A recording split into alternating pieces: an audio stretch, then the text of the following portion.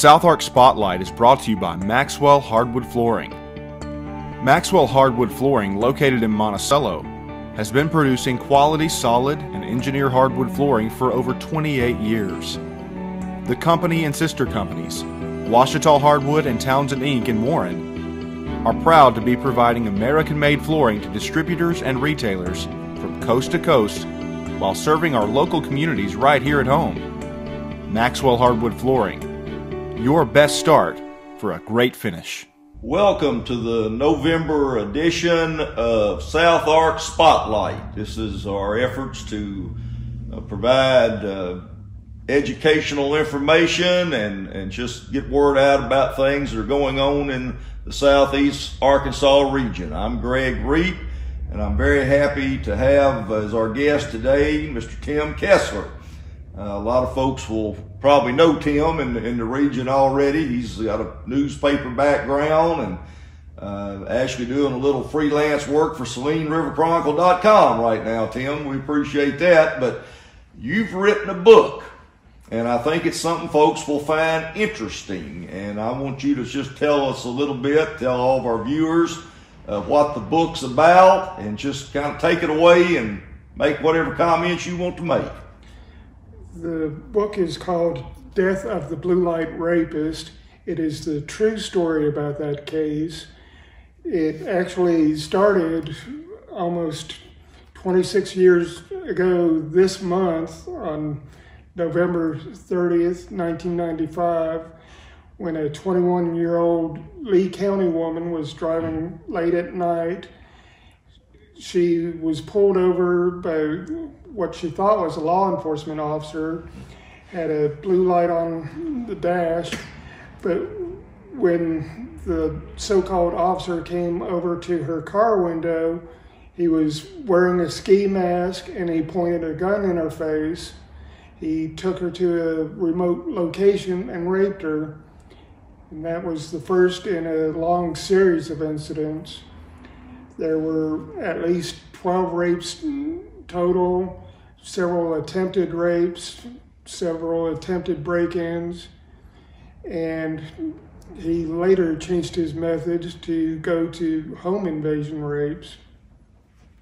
Okay, so that kind of sets the stage, and as you said, this is a true story.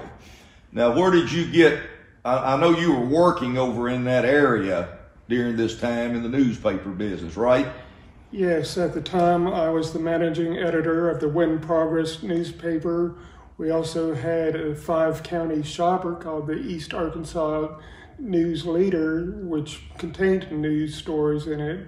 So I was covering the Blue Light Rapist case almost from the very beginning.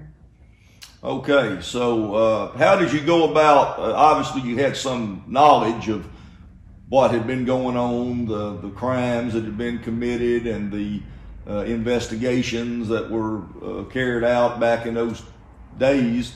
What other kind of information were you able to gather to put this book together? I did a Freedom of Information request to Arkansas State Police.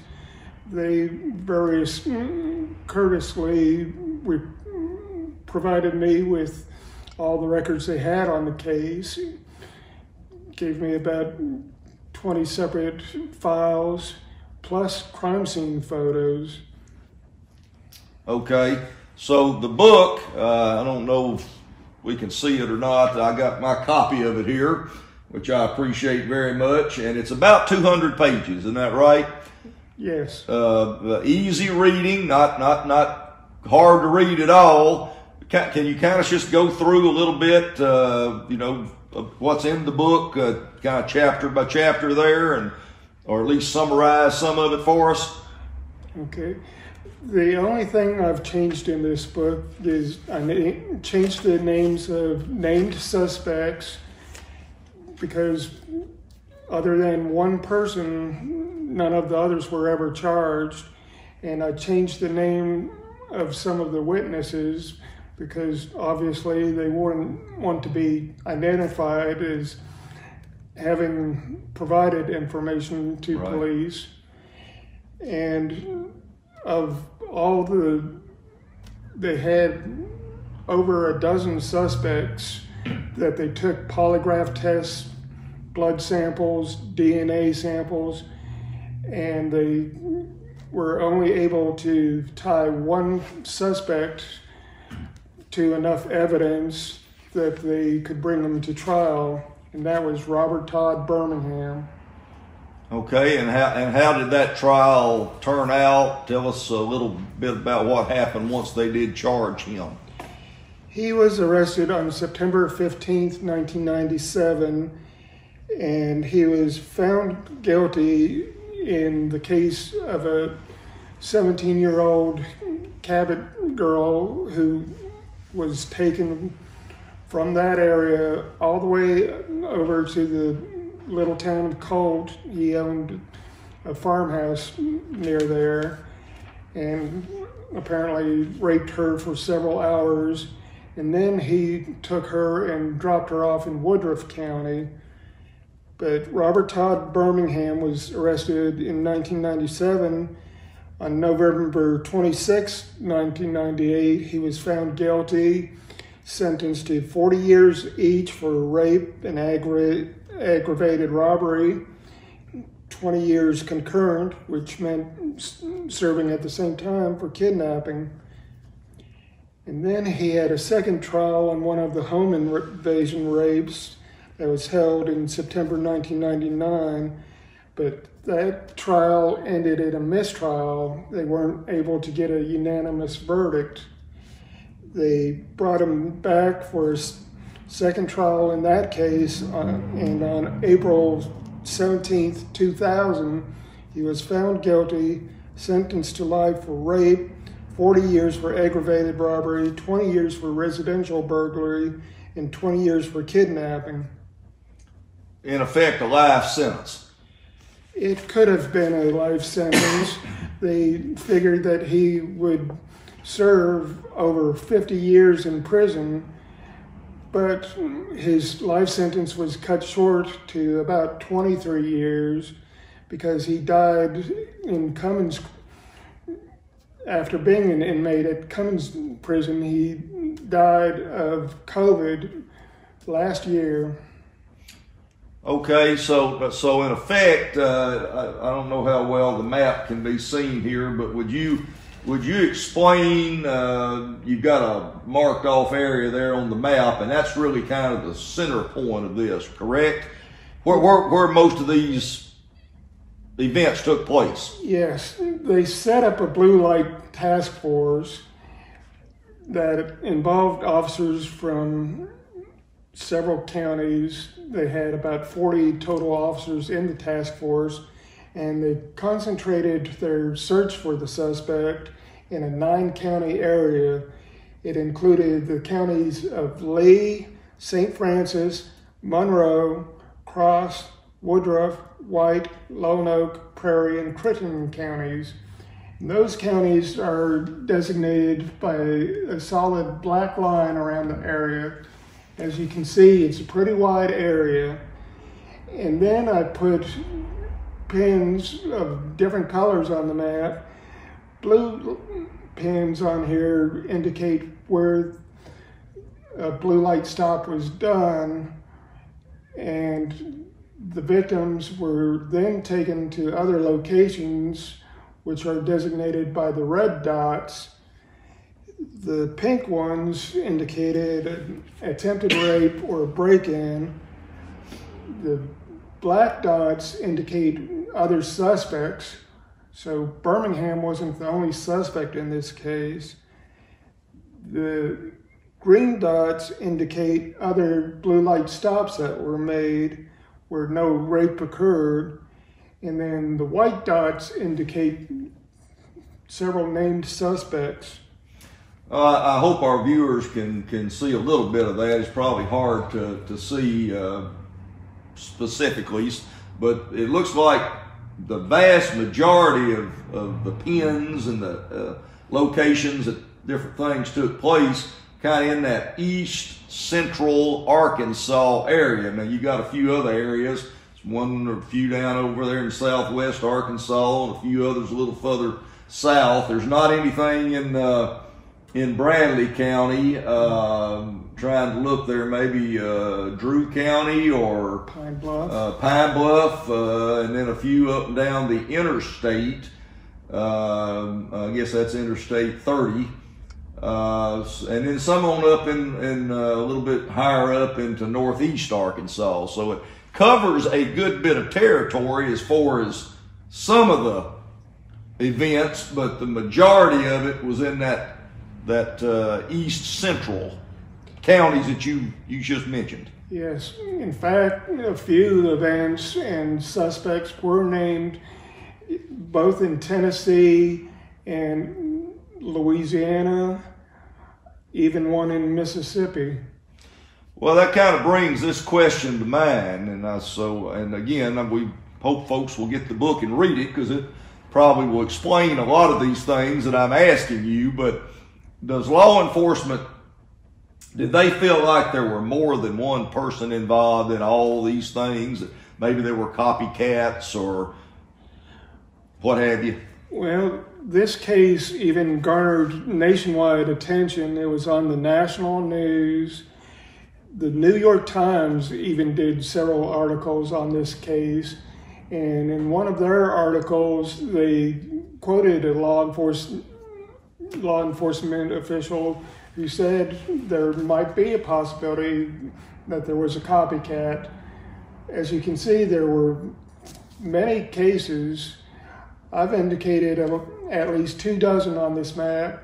They set up a tip line, and they had over 300 tips, either people who had been stopped by someone using a blue light, or they knew possible suspects. Well, Tim, you were working up there in Wynn, is that correct? Whenever this first started, what's the earliest you heard about all this? What year was it? It was probably around the first of the year 1996.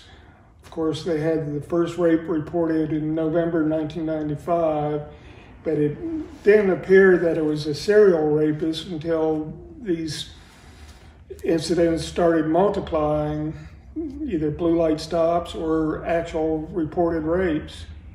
And at that point, then it kind of took on a whole new investigative level. I'm sure they were investigating the initial incident and maybe a couple of other ones, but then as this began to expand, I'm sure law enforcement began to be concerned that you had a serial operator here, criminal, and that's just led to a whole lot more investigation, a lot more coverage. Well, this was probably the first case in our state of an actual domestic terrorist. And of course, the title, Death of the Blue Light Rapist, doesn't just refer to Birmingham's death, but the fact that all the other cases were dropped and no other suspect was ever pursued. Well, do I understand that when this man was arrested finally, when was that? When did that occur? When was he arrested? He was arrested in September of 1997. Okay. And he wasn't found guilty until almost a year later, November 1998, and then the second trial in April of 2000. But it does appear that most of this ceased after he went to prison. Is that correct, or after he was arrested? The rapes, for the most part, completely ceased. They tried to argue even during his trial, when he was arrested, he remained in jail, never was found out. So they tried to argue that there were a few other blue light stops after that.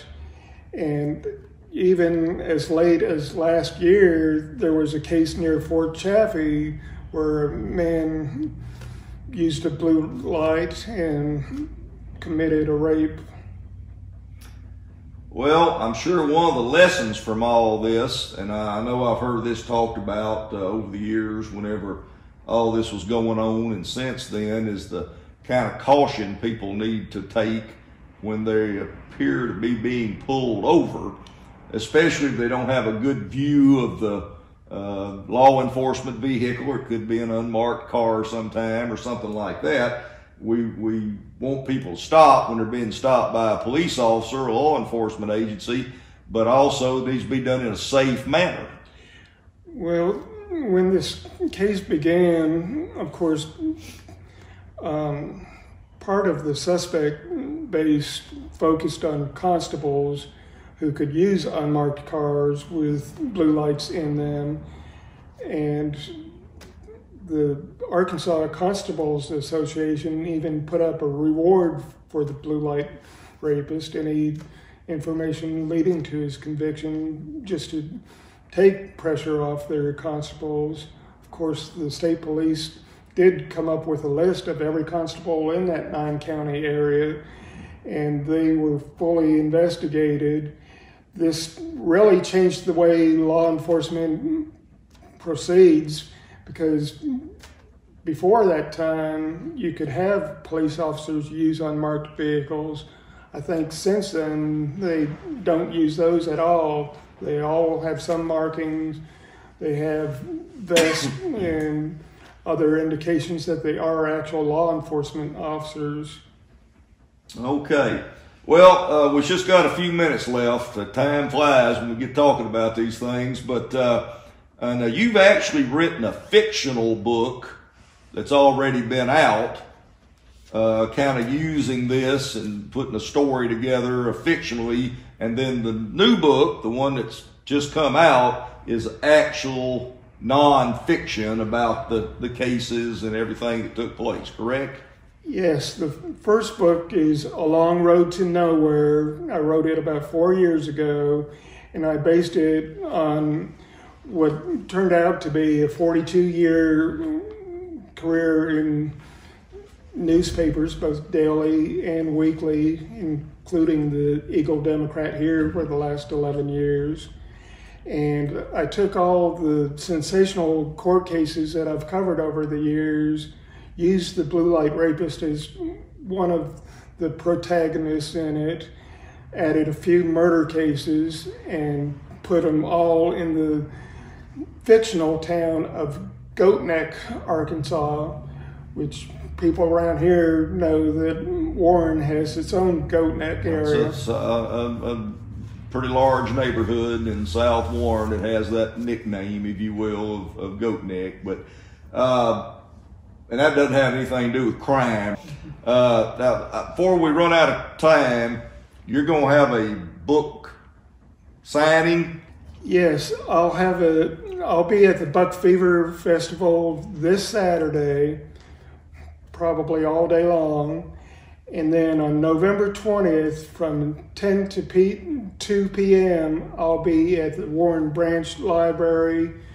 The Razorbacks game against Alabama is at 2:30 that afternoon, so you'll have plenty of time to come to see you and pick a book up before that gets underway. And you will be selling books there at both places, the Buck Fever and the library, and I'm sure signing the books and that type of thing.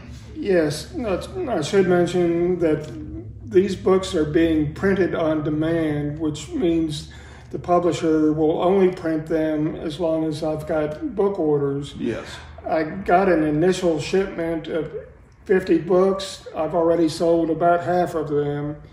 They sell locally for $27.38, and if you're out of town, you can get it at bookbaby.com. They'll have a soft cover edition, or you can get an ebook for about $10 at that same site. They're also listed on several national book sites. Right now, Amazon.com is having a problem with their system, but it should be available as an ebook at Amazon. Layman's Media, which is in Germany, BarnesandNoble.com, Kobo.com, and Booktopia.com.au, which is the largest online bookstore in Australia. Okay. And before we go, I should thank my sponsors of this project. Go ahead. Of course, Gregg and Reep have worked with me throughout the last year. I retired in December from the Eagle Democrat, and I've been freelancing since then. And Gregg came on as a sponsor of this project. Our acting fire chief, or I guess part-time fire chief, Larry Hayes, was a sponsor. Len Blaylock III is a sponsor, and the mayor of Banks, Keaton Hudson, is another sponsor.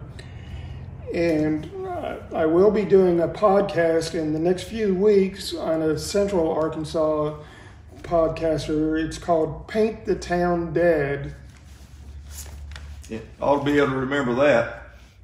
Yes. All right. One more thing I would like to mention is that I had a colleague of mine help me with part of the book. His name is John Worthen. He used to be the managing editor at the Pine Bluff Commercial, later worked for the Arkansas Democrat Gazette, and his mother died of COVID last December. Part of the proceeds of this book will go to a scholarship fund that he set up as a memorial to his mother, Francine Worthen. She was a special ed teacher in the Bearden School District. Very good. Well, there's some good comes out of that, certainly. So, again, encourage everybody to check with you at Buck Fever or the library on the 20th. Yes. If they'd like to do that, talk to you personally and what have you, and get any more information or get some of this information that you just put out that they might want to write down and get. So, Tim, thank you for being with us today. We're glad to see these kind of literary endeavors coming out of Southeast Arkansas and out of Warren and Bradley County, and we appreciate your work. Thank you.